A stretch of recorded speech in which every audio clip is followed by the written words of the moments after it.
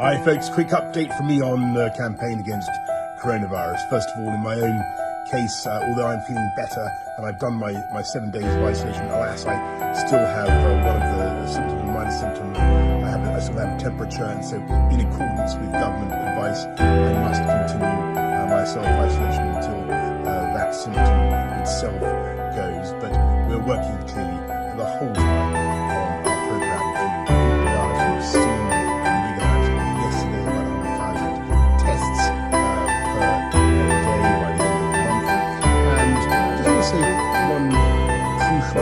quick thing to everybody thinking about this weekend and what may be some fine weather. Because I reckon a lot of people will be starting to think that this has been going on for quite a long time.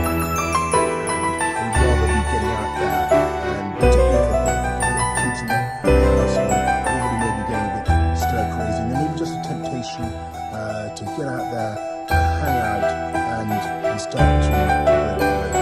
And I just urge you not to do that. Please stick with the guidance. This country has made a huge sacrifice